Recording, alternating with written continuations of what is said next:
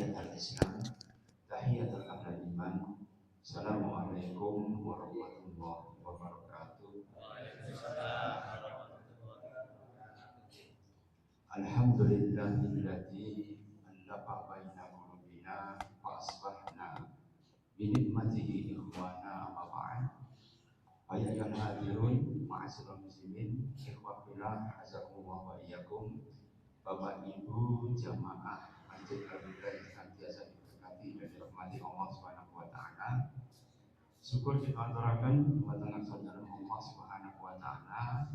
Alhamdulillah sampun mari kabarokahan kanugrahan dumateng kita sekalian sehingga insyaallah sampun menika kita sekernaos dengan kanthi kahanan sehat walafiat. Salawat dan salam taslim mugi kunjuk dumateng Kanjeng Nabi Muhammad sallallahu alaihi wasallam. Mugi-mugi kita angsal syafaatipun ing yaumil hadza ila yaumil qiyamah insyaallah. Bapak Ibu yang berbahagia dan dirahmati Allah Subhanahu wa taala, kita lanjutkan pembahasan kita tentang huru hara menjelang hari akhir. Dalam hadis itu disebutkan ya'ti 'alan nasi zamanun, nanti akan datang suatu masa as-sabirina fihina kal qabidi 'alal jamr, maka orang yang memegang agamanya itu seperti memegang bara api, dipegang tangan terbakar, dilepaskan agama hilang. Jangan bisa lihat kemarin ketika Zakir naik datang ke Malang, itu didahului dengan demo penolakan terhadap dakwah beliau. Ya benar ya. Dan akhirnya kemudian setelah negosiasi yang sangat sulit sekali, akhirnya tabligh akbar ya 10 Juli kemarin bisa dilakukan. Artinya apa? Masih ada orang-orang yang ya Islamofobia atau fobi terhadap Islam. Yang kedua, kemarin itu kemudian di buku sejarah terbaru ini nama tokoh-tokoh PKI itu muncul semua. Sedangkan Hadratul Syekh Hasyim Asy'ari itu dihilangkan namanya. Karena apa? Kitab beliau itu kitab yang monumental sekali. Hampir semua pondok dari Aceh sampai Papua itu tidak ada yang mengajarkan kitabnya Hadratul Syekh Hasyim Asy'ari yang namanya Kitabus Syarih. Bahkan kitab beliau yang paling tipis sekalipun ya adalah Qanun Asasi li Ahli Sunnah wal Jamaah. Qanun Asasi itu dasar daripada semua kitab tadi.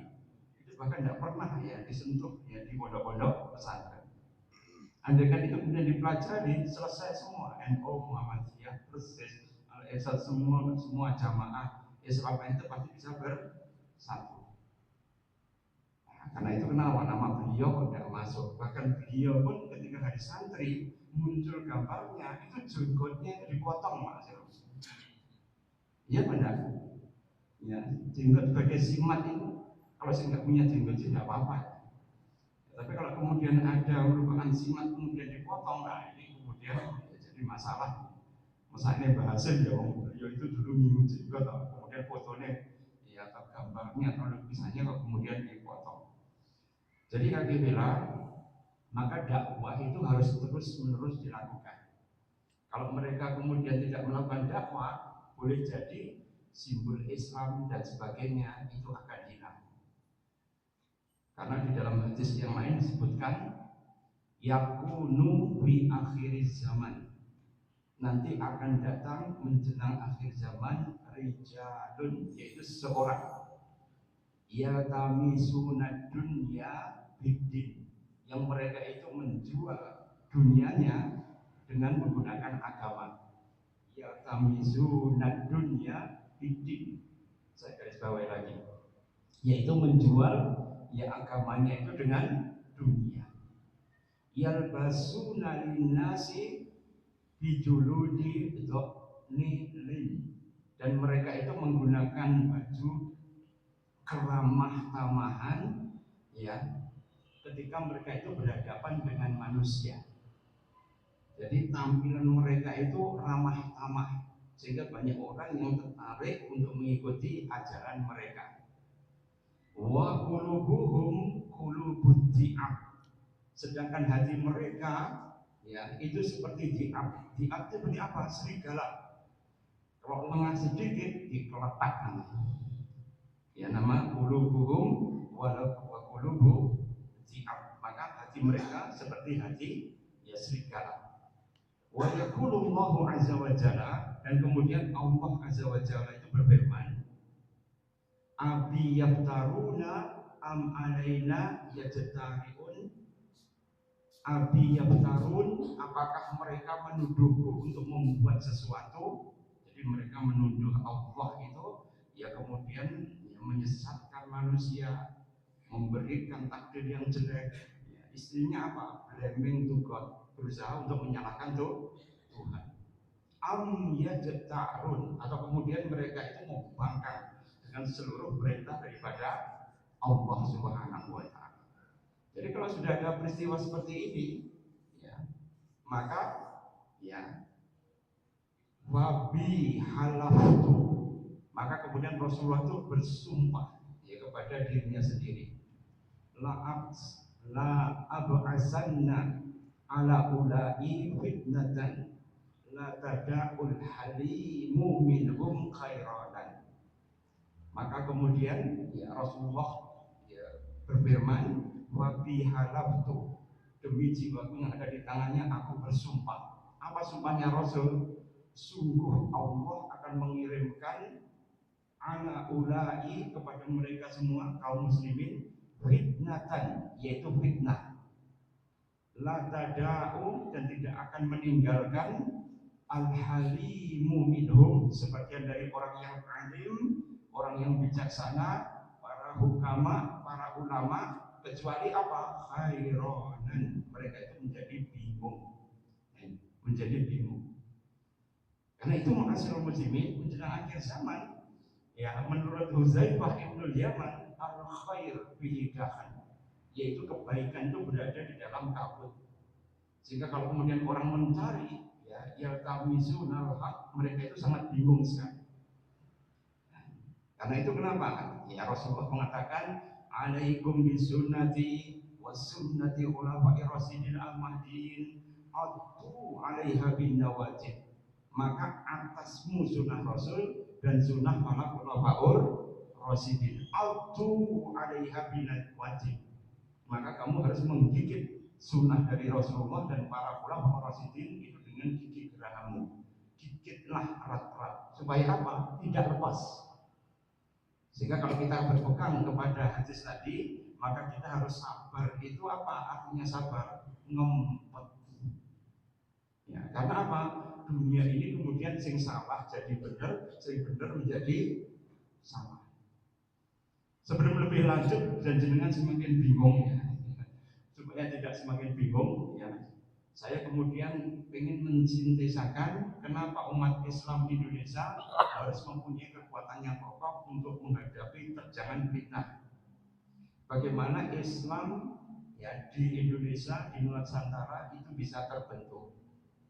Kalau menurut para ahli sejarawan, ya kita mulai dari awal dulu, bahwa masuknya Islam di Indonesia itu mempunyai beberapa teori.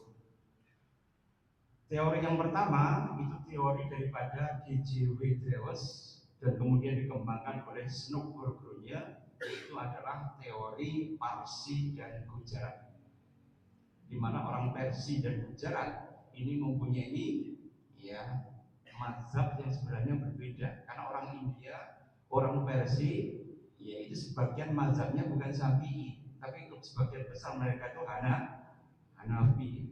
Kalau kita mengikuti Snook Burgronya, kayaknya tidak pas ya. Karena umat Islam itu sejak dari ya, semenanjung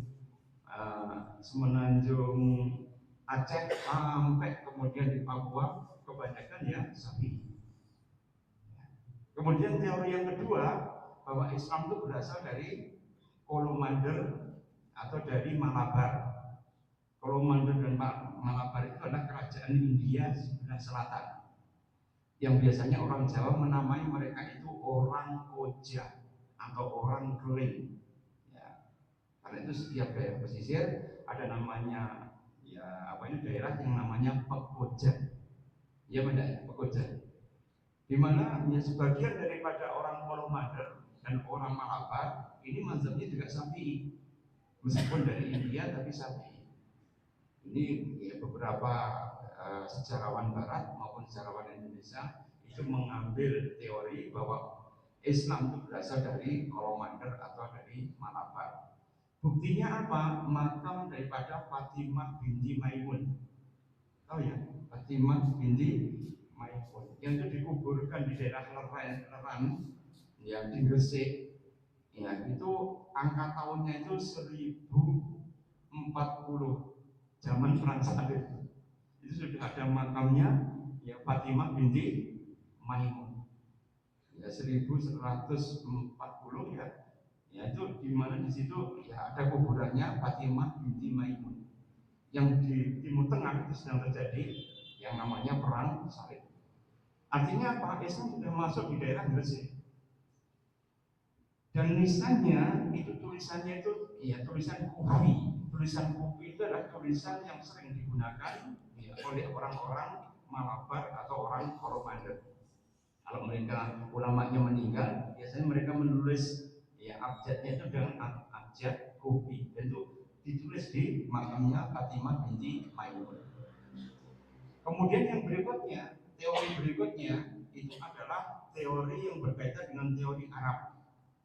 Teori Arab itu ya ternyata Islam itu menurut Buya Hamka ini pada waktu pertemuan ya, kaum muslimin yang ada di Sumatera, beliau kemudian mengemukakan teori bahwa Islam itu dia datangnya dari Arab. Buktinya apa?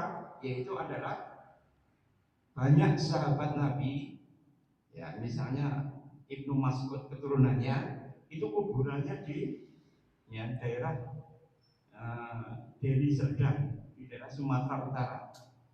Ya, itu keturunannya Ibnu Mas'ud. Artinya apa? Ya berarti kabilah beliau itu kemudian dakwah di daerah Barus Sumatera Utara. Karena di situ adalah pengekspor kapur barus.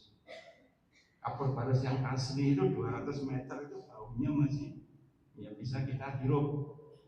Nah kalau kapur barus kita yang sekarang itu sintetis. Ya, jadi dibiarkan saja di lemari suwi-suwi ya menyublim atau menguap. Ya itu ya, di daerah Barus itu banyak sekali kuburannya para sahabat Nabi. Dan itu pada abad ke-7 sudah ada di situ.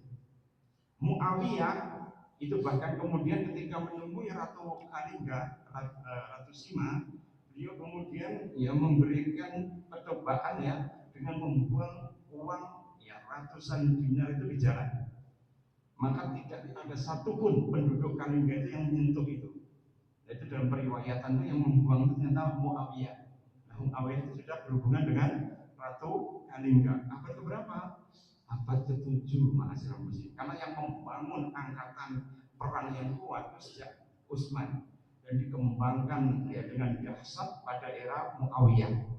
Jadi Muawiyah itu ya sampai dakwahnya itu di Jepara atau Juwono. Kemudian juga ada muridnya Ali bin Abi Thalib yang merupakan pangeran dari ya kerajaan Galuh Pasundan. Namanya Rakrian Secang. Rakrian Secang itu dalam kitab ya sejarah haji karangan seorang Prancis itu dikemukakan pernah ada muridnya Ali bin Abi Thalib yang berasal dari tanah Pasundan itu diajak jihad sampai di Suriah. Dan ketika pulang dia menyebarkan Islam itu di daerah Jawa Barat. Karena itu ma'asyiral muslimin, Jawa Barat itu perlu cuma satu wali saja, Sunan Gunung Jati. Karena apa? Islamnya sudah kuat dari dulu. Tapi sekarang mulai dimusyrikkan lagi ya, dengan simbol-simbol yang menyebar pada Nyi Roro Kidul. Siapa tokohnya? Dipikir dewe. Ya. Jadi ma'asyiral muslimin, kenapa Jawa Barat itu menjadi pusat ya pemurtatan? Karena di Jawa Barat itu sangat kuat sekali Islamnya. Karena sejak Ali bin Abi Thalib, Rakrian Secang itu sudah berdakwah di situ. Sehingga wali yang diutus oleh Wali Songo dari Demak itu cukup dengan satu wali. Kalau Jawa Tengah itu walinya itu ya dipatok 3 saja. Sehingga ketika kemudian Sunan Kalijogo sudah sepuh diganti dengan anaknya Sunan Muria. Ada Sunan Kudus ya, dan kemudian ada maghribi. Ya, ada beberapa, cuma 3 saja. Sing angel dewe mana? Jawa Timur. Malah kalau antum ngaji ini termasuk produk-produk para wali ya, sing damai atau umangil. Karena apa? Musuhnya itu adalah ya sinkritisme. Sinkritisme ini apa? Menyatukan ya antara agama satu dengan agama yang lain. Jadi zaman Mojopahit itu sudah ada penyatuan antara Buddha dengan Hindu Siwa. Maka menjadi agama yang namanya Bhairawa Tantra. Agama tantrik ya pada abad ke-14 15 itu menyebar ya karena agama ini yang menyembah bukan kepada dewa Siwa atau kepada Buddha tapi pada dewa Durga. Karena itu kalau jenengan nanti datang ke Jawa Timur masih seputar candi itu ada 4 oknum.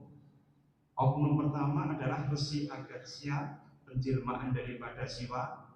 Kemudian ada Durga Suramandini, istrinya Siwa. Kemudian ada Ganesha, ya dewa yang kepalanya gajah, anaknya Siwa. Dan kemudian yang terakhir yaitu Nandi. Nandi itu tunggangannya Siwa. Kalau tunggangannya Siwa itu Nandi tambah sapi, karena sapi juga disembah di India. Karena itu pada waktu Idul Adha mesti perang di daerah Uttar Pradesh itu antara orang Islam dengan orang Hindu. Karena apa? Mereka nggak tega Tuhannya disembelih. Bayangkan Tuhan disembelih masal. Ya, mereka itu sepur saja bisa berhenti kalau ada sapi yang lewat. Bahkan mereka mendewakan sapi itu sampai uyuhnya sapi digunakan untuk berobat Ayurveda. Dulu kan pernah ada ya pengobatan dengan kencing itu ya. Kan Ayurveda ya, dari budaya ya Hindu yang ada di India. Karena itu terjadi ya persatuan antara Hindu Buddha dengan agama Siwa tadi. Akhirnya menjadi apa? Menjadi tantrik, agama Tantrayana. Yang itu kemudian membuat mereka itu menyembah pada Dewi Durga dan mereka itu melakukan pelepasan supaya mereka itu terbebas dari karma. Mereka itu melakukan perzinahan besar-besaran. Namanya maituna sebelum mudra. Mudra itu apa? Meditasi. Penyatuan agama ini kemudian dianggap sebagai penyatuan Tuhan juga. Yang akhirnya terpengaruh di Islam. Beberapa ya thariqah sufi itu mengembangkan tentang penyatuan antara unsur Tuhan dengan unsur manusia. Dalam istilah thariqah itu namanya ya, unsur lahud dengan unsur nasud. Lahud itu adalah lautan ketuhanan, nasud itu adalah ya, kamanungsan atau kemanusiaan. Itu kalau bersatu itu menjadi manugaling kawula Gusti atau dalam ajaran agama Hindu namanya Avatar. Menurut filmnya ada Avatar Eng itu ya, pengendali udara, ya benda. Kemudian dia bisa mengendalikan semua elemen itu ya, itu Avatar. Menyatunya antara manusia dengan roh ketuhanan namanya avatar. Difilmkan lagi ya dalam bentuk yang lebih besar, bahkan masuk di Facebook berkaitan dengan ya profil yang berkaitan dengan apa avatar. Ya, apa itu tidak berhubungan semua itu. Jadi manusia itu kemudian otaknya disuruh untuk kemudian menyatukan antara kawula dengan Gusti, unsur nasud dan lahud itu menjadi satu. Nah ini ma'asyarul muslimin kan halus sekali kan. Dari yang bentuknya kartun sampai yang bentuknya seperti manusia, sampai bentuknya seperti AI, sampai kemudian benar-benar menjadi teori. Nah ini kemudian ternyata sudah ada sejak abad-abad yang dulu. Namanya yang wahdatul wujud atau manunggaling kawula Gusti. Jadi menimbulkan fitnah yang luar biasa dari kaum muslimin. Nanti pada tahun 1930 ini diadop oleh orang-orang kejawen dari Sabto Darmo, dari Sumara, dari Islam Sejati, dari Subud yaitu Susila Budi Dharma ya, yang merupakan aliran kepercayaan. Itu kemudian mereka itu mengembangkan zikir, ada 7 sujud, ada zikir ya yang berkaitan dengan manunggaling kawula Gusti. Itu kemudian ujung-ujungnya apa? Ya sama. Unsur ketuhanan bercampur dengan unsur manusia. Ini kebatinan Jawa. Jadi ternyata ya ceritanya tidak akan selesai Ma'asyiral muslimin. Karena apa? Dakwah berhenti. Kalau dakwah berhenti, tidak ada orang yang memperingatkan tentang ya, tegaknya tauhid, bagaimana kemudian sahihnya ibadah, dan bagaimana kita kemudian membentuk akhlakul karimah. Maka kalau tiga ini ditinggalkan, lama-lama mereka akan mengikut pada idola yang lain. Buku-buku sejarah kan menampilkan sekarang Tan Malaka. Atau siapa itu? Kan tokoh komunis internasional, Tan Malaka. Bukunya Madilog di Gramedia itu muncul semua. Iya benar. Bukunya Hadratus Syekh Hasyim Asy'ari yang kemarin itu diterbitkan oleh Gus Hazik ya dari Tebu Ireng, itu kemudian tidak beredar di toko buku Islam, bahkan di Gramedia, apalagi Gramedia sekarang ya, yang kemudian dimasukkan Che Guevara, ya, kemudian ya tokoh-tokoh dari ya Colombia, ya Fidel Castro, ya, kemudian juga Nikita Khrushchev dan sebagainya, itu kemudian dimunculkan supaya apa? Ideologi generasi muda itu berpaling kepada golongan kiri. Ini kok terjadi seperti itu? Yaitu karena umat Islam tidak dakwah. Ya dakwahnya senangnya gue nyanyi-nyanyi dong. Ya, akhirnya apa? Berhenti hanya pada nyanyian, ilmu nih nggak dapat. Mau datang di pengajian nek guyone akeh. Nek rada serius ngene iki ora. Tak nonton film ngaji. Ya. Karena apa? Tidak menarik. Ya, dan harus memutar otak kemudian menghafalkan hal-hal yang berkaitan dengan dhawabit atau patokan-patokan dalam agama. Itu berat. Karena itu ma'asyiral muslimin, inilah Islam yang masuk ini kemudian pada abad pertama dan kedua zamannya Rasulullah, maka Islam itu masih murni. Sejarawan Barat itu menamakan sebagai fase asketis. Asketis itu apa? Fase di mana kaum muslimin itu akidahnya kuat dan kerjanya beribadah roh. Ibadah, ya muamalah, akhlakul karimah dan jihad fisabilillah. Itu terus ya, abad pertama sampai abad ya kedua. Karena itu Rasulullah memuji dalam sebuah hadisnya, khairul qurun qarni. Sebaik-baiknya kurun itu adalah zamanku, zaman Kanjeng Nabi, zaman nubuah, zaman risalah masih turun. Summal ladina yalunahum, kemudian zaman tabi'in, yaitu muridnya para sahabat. Summal ladina yalunahum, kemudian zaman tabi'ut tabi'in, yaitu muridnya para tabi'in, yaitu a'immatul mazahib, yaitu imam-imam mazhab. Maka kalau kita mengambil dalil dari tiga masa tadi, zaman Rasulullah, zaman tabi'in, dan zaman tabi'ut tabi'in, insya Allah Islam antum masih sahih. Ini kalau ada perbedaan, maka kita harus mengembangkan yang namanya tasamuh. Ini dikembangkan oleh Gontor, bahkan sekelas Pak Hasyim Muzadi kemarin mengatakan supaya ya, kaum Nahdliyah itu kemudian menjadi kuat, minimal dia mempunyai tiga prinsip. Yang pertama apa? Tawazun, harus seimbang. Kalau mengamalkan agama tidak boleh terlalu ekstrim, tidak boleh terlalu ya tasahul atau memudah-mudahkan. Tawazun. Yang kedua tawasud. Tawasud itu apa? Moderat.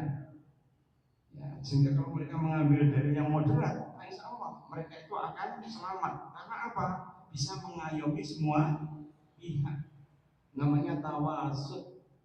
Ya, kemudian yang ketiga yaitu adalah tasamuh. Tasamuh itu apa? Saling ya menghormati, atau dengan kata lain toleransi. Ini yang dikatakan oleh ya, Pak Hasyim Muzadi dalam pertemuan ya, dengan alumni Gontor berkaitan dengan bagaimana jamiah daripada NU supaya bisa berdaya. Itu harus mereka mempunyai tiga tadi. Cuma ini diaplikasikan sulit karena apa? Di dalam Nahdlatul Ulama sendiri itu ada thariqat yang harus dipelihara dan jumlahnya tidak main-main, 45 thariqat. Siji thariqat saya umangel, iya benar. Ya, Saziliyah saja ya, itu kan yang mendirikan Abu Hasan As-Sazili. Itu kalau sudah jatuh ke Abbas Al-Mursi, muridnya itu sudah berbeda lagi. Nanti jatuh ke muridnya lagi, ya Ibnu Athaillah Al-Askandari, ya, karena kitabnya beliau itu kuat sekali Al-Hikam. Jadi kalau kemudian ya antar Saziliyah sendiri untuk menuju pada tarekat Ahlussunnah wal Jamaah itu pun juga perlu adanya sarujuk yang terus menerus. Itu satu tarekat. Nah, kalau 45 kira-kira gimana?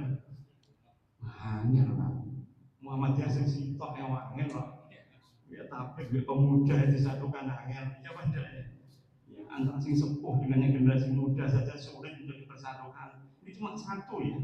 Pedomannya apa? Majelis Takjih saja Muhammadiyah. Jadi NU itu banyak, pondok pesantren ribuan, dan kemudian juga thariqah yang kemudian harus dihadonai atau dipelihara itu 45 thariqah al-mu'tabarah itu. Antara Siddiqiyah dengan Naqsabandiyah belum tentu bisa bersatu.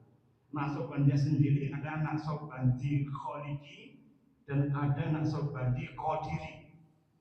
Ya, kalau Qadiri itu ya dari Syekh Abdul Qadir Al-Jailani, sedangkan Khalidi dari Syekh Khalid rahimahullah. Ini Naqsabandi itu sulit dipersatukan. Apalagi Satariyah. Oh ya Satariyah, itu thariqatnya Pangeran Diponegoro, Kiai Mojo dan sebagainya. Itu saja juga sulit karena apa?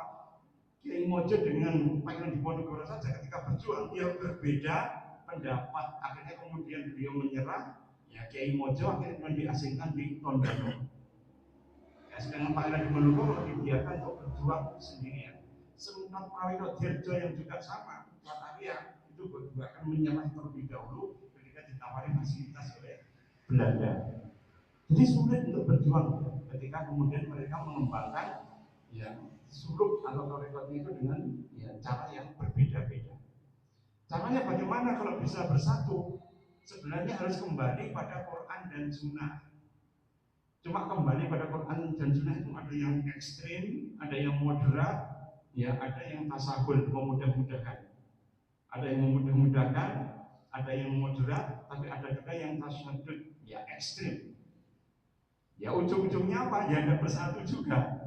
Gitu betul. Ya untuk kembali pada Quran dan Sunnah saja itu juga tidak bersatu. Tapi ma'asyiral muslimin, itu semua cobaan daripada antum. Supaya apa? Supaya kemudian kita itu dapat pahala. Kalau enggak ada perbedaan, enggak ada fanatik, enggak ada kemudian perselisihan, maka antum tidak dapat mendapatkan barokah ukhuwah. Ukhuwah itu ketika kita bersatu kan sabar tuh. Sabar itu apa? Sing sabar mesti ngempet, iya benar. Dan ketika antum ngempet tadi, itu pahalanya luar biasa. Peternak lebah ya, quality farm ya. Jadi peternakan lebah itu kalau kemudian ya lebahnya itu terkena kutu, ya destruktor yang kemudian merusak tubuh daripada tawon tadi, mereka cara menyembuhkannya mudah sekali. Caranya bagaimana? Yaitu dengan ukhuwah para lebah. Ya, ukhuwah para lebah. Caranya bagaimana supaya kemudian kutu-kutu itu bisa dibersihkan tanpa harus ya mereka itu kemudian bersusah payah, tidak perlu zat kimia, tidak perlu adanya ya obat-obatan untuk lebah dan sebagainya. Cukup dengan ditaburi gula donat. Anda tahu gula donat ya? Yang lembut itu ya. Itu ya peternak lebah itu menaburi semua rumahnya lebah yang heksagonal itu dan seluruh lebahnya sampai ratu-ratunya itu diblonyoi kayak beligo, namanya beligonisasi ya, dibeligoin ya sehingga akhirnya mereka itu ya ketempelan gula donat tadi. Setelah ketempelan secara ukhuwah, secara kelompok, secara community, maka lebah itu yang kemudian risih ya dengan adanya gula di tubuhnya, mereka itu saling menjilati satu dengan yang lain. Dan jingatan lebah itu ternyata mematikan kuman tadi. Paham ya ini? Siapa yang kemudian melakukan pengobatan? Ya lebah itu sendiri. Siapa pemancingnya? Manusia. Jadi lebah itu kemudian bisa sehat, bisa kuat karena apa? Mereka saling ta'awun, saling tolong menolong. Sehingga ketika mereka saling menjilati, maka koloni lebah itu kemudian menjadi sehat kembali, kutunya habis semua. Tapi jangan diterapkan ke kita, diblondori dengan gula, saling menjilati, ya tidak bisa. Ya. Artinya apa? Yaitu saling kemudian itu kita tolong menolong. Wa ta'awanu 'alal birri wat taqwa wa la ta'awanu 'ala ismi wal 'udwan. Ya, kalau kita bertolong menolong dalam kebaikan dan ketakwaan, dan jangan tolong menolong di dalam keburukan dan dosa. Menurut saya ya, kemarin itu di Trawangan 16 April kan ada petugas kita yang meninggal karena ada pesta narkoba ya, dengan cewek-cewek yang merupakan ya untuk high cost ya, semalam 10 juta hanya untuk menemani ya, pesta narkoba. Dan kemudian beliaunya ditemukan dalam keadaan meninggal karena apa? Overdosis, sehingga kemudian ketika berada di kolam akhirnya tenggelam. Tapi yang menyebabkan itu apa? Ya karena mereka kemudian tidak saling tolong menolong. Ya, kalau kemudian ada akhlakul karimah, ini kan ya, tidak mungkin terjadi. Seseorang kalau di rumah saja setia dengan istrinya, nggak macam-macam, kira-kira mendapatkan musibah gitu apa enggak? Ya enggak, masalah muslim.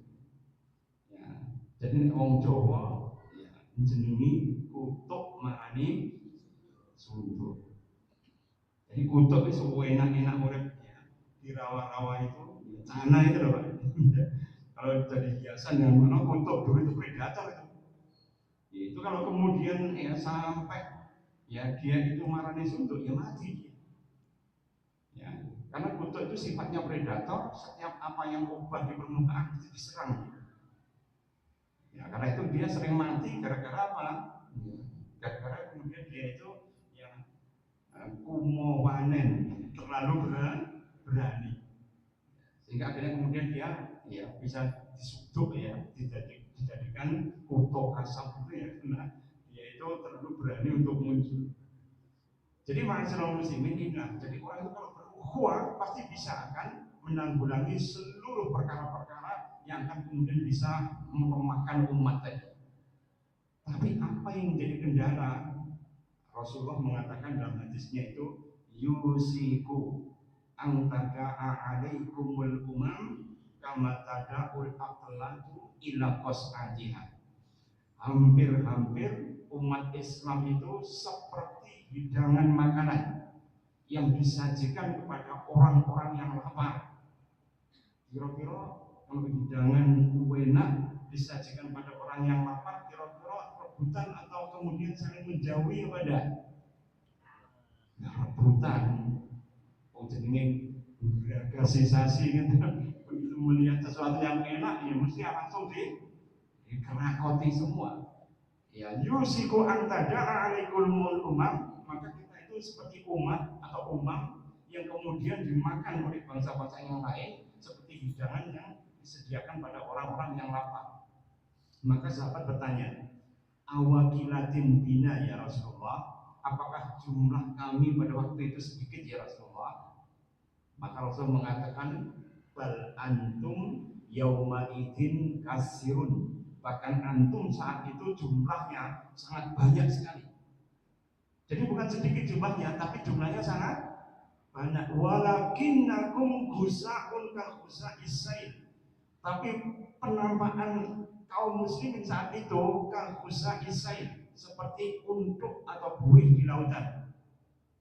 Ya, kelihatannya banyak, tapi begitu ya air itu sampai di pantai, ternyata buih itu akan hilang semua.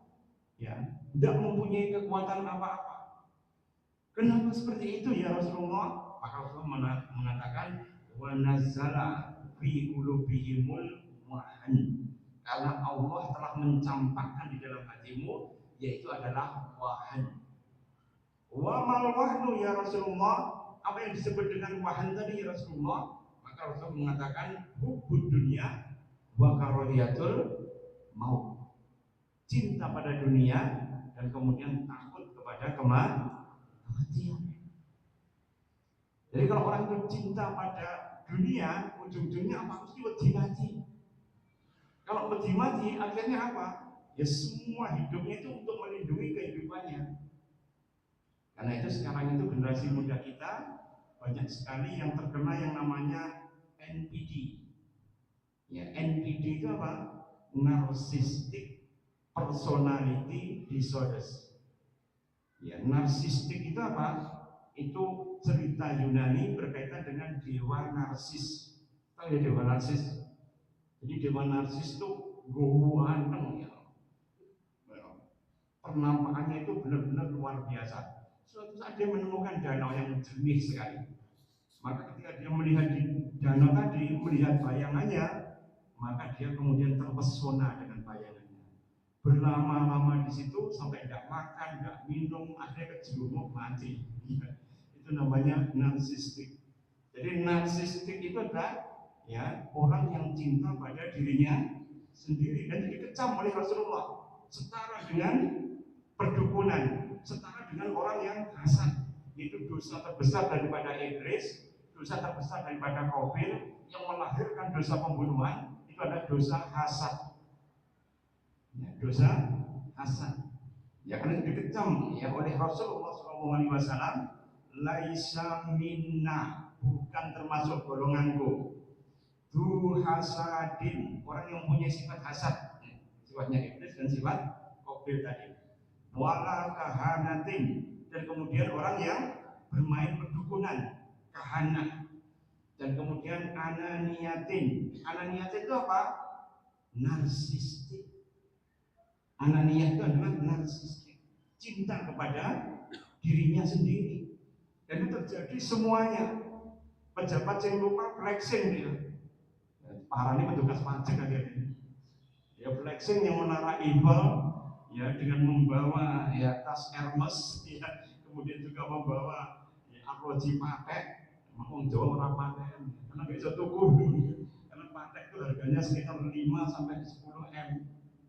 Atau kemudian kalungnya Maya Istianti yang harganya 10 M. Kira-kira yang jalan di warungi kalung 10 M, ya kira-kira jenengan aman no boten? Wedi ya mlaku dhewe wedi. Ya, harus ada pengawal, ada security, harus disimpan di tempat yang aman. Bingung hanya untuk nyimpan saja. Itu kalau jenengan punya harta yang mewah. Tapi nek jenengan gak duwe apa-apa iki mlaku yang dindi. Santai baby sampean. Iya pada Umar bin Khattab yang jubahnya itu ada 17 tambalan. Beliau itu kemudian menjadi khalifah Amirul Mukminin yang menguasai Afrika Utara sampai kemudian ya daerah Sin. Sin itu adalah daerahnya dinasti Tang, daerah Cina. Pada saat itu Sa'ad bin Abi Waqqas bisa menaklukkan kota Tianjin, sehingga Kaisar tua Tang itu kemudian membayar jizyah ya kepada Sa'ad bin Abi Waqqas. Jadi kerajaan Islam itu terbesar ya perolehannya ketika zaman Umar bin Khattab. Tapi ketika ada utusan Oman yang datang untuk kemudian pengen benchmarking itu, jadi Islam itu bisa cepet ya, semrambai cepat menyebar itu karena apa toh? Ya, saya pengen rahasianya tak menemui presidennya. Presidennya Amirul Mukminin Umar bin Khattab. Nah, ketika dia masuk Medina kaget ini. Kenapa kok kaget? Orang ini istana. Bayangkan istananya Kisra itu. Istananya Kisra itu kemudian ketika ya karpetnya ini orang itu kemudian berjalan di atas karpet, maka seluruh ya setengah kakinya itu hilang, tenggelam dalam karpet. Artinya karpet itu sangat empuk, tebal. Bahkan kemudian lukisannya itu adalah lukisan istana itu sendiri. Bahkan itu ketika ditaklukkan oleh Sa'ad bin Abi Waqqas dalam waktu perang Qadisiyah, maka kemudian dipotong-potong untuk karpet itu menjadi tempat untuk sujud atau untuk sholat. Maka karpet itu bisa dibagi kepada pasukan Islam yang dipimpin oleh Sa'ad bin Abi Waqqas yang jumlahnya 40.000. Kira-kira ya luasnya berapa itu? Dan itu ya karpet itu ya bersulapkan dengan permata, emas, perak, jamrud, rubi, semua perhiasan itu nempel semua di karpet tadi. Dan luasnya itu kalau dipotong-potong menjadi sajadah itu cukup ya untuk kemudian memberikan ya ghanimah itu kepada 40.000 pasukannya Sa'ad bin Abi Waqqas. Jadi ya, karpet seluruh istana itu seperti itu. Itu kekayaan Turki. Bahkan ya mahkotanya Kisra itu beratnya berapa? 50 kilo. Itu ya mahkotanya. Hurmuzan, Menteri Keuangan, dan kemudian Rustum, Menteri Peperangan yang dikalahkan Sa'ad bin Abi Waqqas pada waktu perang Qadisiyah, itu mahkotanya itu 25 kilogram emas, Pak. Emas murni. Kalau sekarang sak gram pinten, Pak? Berapa? Oh, 1.800. Dikalikan berapa itu? 25.000 dikalikan 50.000. Wes piro ya? Angel dihitung. Itu kekayaan daripada Kisra. Dan kekayaan itu jumbuh sekali dengan ya Amirul Mukminin Umar bin Khattab. Utusan Oman itu setelah kemudian Islam menang pada waktu perang Qadisiyah, kemudian berusaha untuk menjalin persahabatan, dia datang ke Madinah itu kaget karena apa? Ini istana sing megah. Semuanya kotanya itu rumahnya sama, tidak ada yang lebih baik daripada yang lain. Dan ketika mereka itu ingin mengetahui istananya Umar bin Khattab di mana, dia tanya pada orang yang tidur di bawah pohon kurma, wahai bapak, istananya Umar di mana? Oh, itu bukan istana, itu rumahnya. Ya, dekat pohon kurma yang agak ke selatan. Maka orang itu kemudian ya pergi ke rumahnya Umar. Loh, rumahnya presiden kok bentuknya kotak toh. Ya kemudian cuma ya ada pintu dan sebagainya. Ketika didorong-dorong lagi dibukakan, ternyata yang bukakan yang tidur tadi. Loh, sampai ya tadi yang saya tanya tadi toh. Iya. Dan jenengan siapa? Saya Umar bin Khattab. Kaget ya.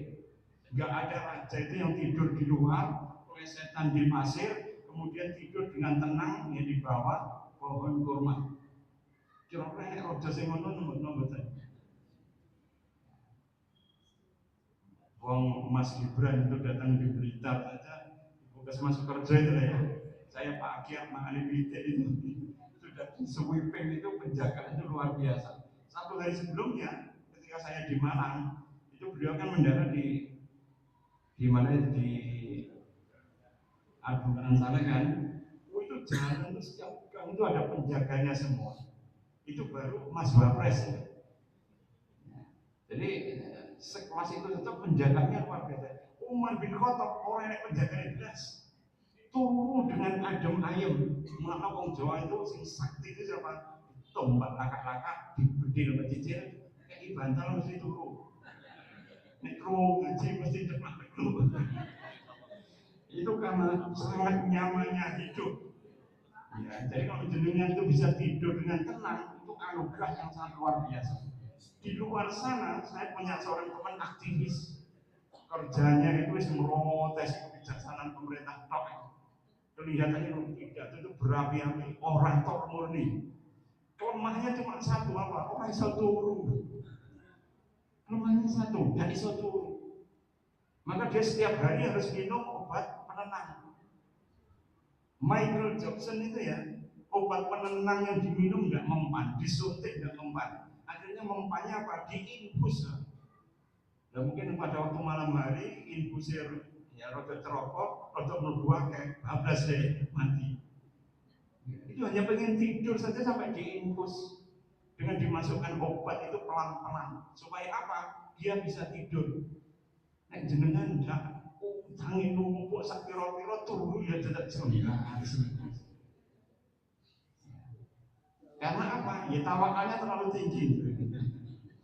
Sehingga duwe utang itu kadang-kadang orang dipikir belas. Sebutin mahnya turu ya. Itu. Ya beda dengan orang di luar sana. Ya orang-orang barat, orang-orang Korea Selatan, orang Jepang, itu banyak mereka itu menderita insomnia. Bahkan untuk mau tidur saja mereka harus datang di warung sake. Oh ya sake. Mereka harus datang dulu ya di tempat-tempat ya minuman beralkohol supaya apa? Tidurnya bisa nyenyak. Ya, kalau minum alkohol, minum sake, minum tua, itu tidurnya apa? Kepeksa. Ya, tidurnya tidur ya non REM. Non REM-nya ada rapid eye movement, di mana tidurnya itu tidak nyenyak sama sekali. Alhamdulillah, kalau sampai tidur sampai ngiler-ngiler dan karuan, berarti jenengan itu dianugerahi Allah kesehatan yang paripurna. Karena kalau wis sepuh turu sampai kemudian tempat tidurnya mengusak masih ya, sampai kemudian kemudian mencelat jantung bantal ini turu sampai ya, melorot ngisor, berarti jenengan masih sehat. Kekuatan vitalitas seksual itu bisa dijamin jos. Itu dilihat dari tidurnya toh. Ya, tapi tidurnya kukruk, belas, ya, bahkan kemudian bantal masih rapi, pulau di bantal yang nggak terbentuk sama sekali. Ya, kok turunnya mau menengah, wah itu, wahnya diobatnya itu. Ya, jadi hanya dengan tidur saja manusia sepintas itu bisa melihat, oh ini bahagia toh ya. Malah bojone turunnya molak malik alhamdulillah disyukuri. Karena berarti dia masih sehat, umurnya masih panjang. Ya, dan kemungkinan terkena serangan jantung masih jauh. Naik turunnya berubah. Coba anak kecil kalau tidur bisa tenang apa enggak? Anak kecil yang terkena serangan jantung ada apa enggak? Orang ini. Karena apa? Menikmati hidup, mimpinya mimpi yang menyenangkan. Wong Jawa yang lebih susah barang ya tadi roh Musa mimpinya itu menyenangkan. Ya. Karena apa? Itu tadi. Karena mereka punya yang namanya ya ular-ular dari para pendahulunya supaya mereka itu nerimo impantum selesai. Kenapa tidak hubud dunia? Kalau hubud dunia, ya pasti ya, pasangannya wakaroyatul mau. Nah itu ma'asyiral muslimin, Islam yang datang ya di Pulau Jawa ini ternyata kalau kita melihat teorinya itu banyak sekali yang ujung-ujungnya apa? Islam itu tetap terjaga kemurniannya. Bahkan di Blitar Selatan sana mereka itu mengamalkan ya, Fathul Mun'in. Fathul Mun'in itu kan di dalam kitabnya itu dikatakan sopo sing sholat Jumat nggak melebihi 40 orang, maka setelah sholat Jumat itu harus sholat luhur. Saya pas dolan di Blitar Selatan itu ya pada sholat apa Jumat moro-moro kabeh ya sholat luhur berjamaah. Nah, saya langsung paham bahwa ini berarti mengamalkan kitab daripada Fathul Mun'in. Ya bahkan mereka itu ini kekayaan, artinya apa? Islam sudah masuk daerah situ sudah lama dan yang dipelajari cuma Fathul Mun'in saja. Kalau sing dipelajari persis wong telu iso Jumatan. Kalau persis Ahasan itu ya di kitab Ahasan itu persis itu wong telu ditulis komat, ditulis khotib, ditulis rumahnya tok. Wis sah ya Jumatnya. Itu kekayaan khasanah daripada fikih. Kalau jenengan tuh nyunah beneran, azannya seperti Utsman bin Affan, pas Jumatan itu azannya jam 09.00 dan di pasar. Kira-kira sampean bisa menegakkan sunnah ini apa enggak? Bengok-bengoknya yang patah templek dikerutuk wong sampean. Iki mau obatnya sama puskesmas wis entek apa piye. Tapi itu sunnah. Ya, karena adanya memang ada dua, maka kebijakan ulama supaya adanya tetap dua, maka kemudian yang menjelang sholat itu adzan, sholat 2 rakaat baru adzan lagi, kan begitu. Itu kan ijtihad dia. Zamannya Utsman adanya itu ya pada waktu jam 9 dan 10 ketika orang ramai supaya apa? Dan dagangannya ditutup dan kemudian mereka itu mempersiapkan sholat Jumat. Karena orang Arab itu mandinya itu seminggu 1 kali. Karena di sana itu enggak keringetan sehingga enggak bau. Nek awake dhewe enggak mandi 1 hari kira-kira lebus nomboten. Lebus semua orang Arab enggak. Bahkan mente kacang itu kalau disimpan toplesnya dibuka ya, digelar oleh para pedagang sana. Itu sampai kemudian tutup sore hari, diring ke sini, dipangan, dipetak-petis. Coba kerupuk orang diletakkan di luar, orang sampai 5 menit terus melempem. Ini apa namanya? Karena kelembabannya tinggi. Kalau di sana kelembabannya rendah, ya sehingga kemudian kalau mandi itu diwajibkan itu tiap hari Jumat. Man ghazala fi yaumil Jumat, barang siapa yang mandi pada hari Jumat, maka Allah akan mengampuni dosanya. Kalau diterapkan di sini kan tidak bisa, kalau dia mesti mandi ya pada kalau tidak mandi kan kelebus semua. Tapi kalau di Arab itu mandi yang wajib itu tiap hari, karena itu mereka pakai parfum saja sudah wangi. Nah apa EDW pakai parfum, apalagi minyak serimpi, campur keringat, nggak karuan bisa semaput sebenarnya. Karena apa? Campur keringat. Karena apa? Daerahnya tropis. Karena itu Ibnu bilang azakumullah inna, ya sebenarnya masih panjang ini. Insya Allah kita teruskan di depan berkaitan dengan huru hara kiamat dan bagaimana terbentuknya Islam Nusantara itu, yang kemudian jenengan bisa melihat doa Islam kok ini ngapain? Kenapa kemudian orang Jawa lebih kuat ya ketika menghadapi ya banyak sekali tribulasi, tapi kadang-kadang kenapa mereka menjadi lemah ya karena patah semangat dan sebagainya. Insya Allah to be continue next week. Dari saya cukup sekian, aku lupa lihat. Astagfirullahaladzim wa lakum Allahumma inna min dzalik. Assalamualaikum warahmatullahi wabarakatuh.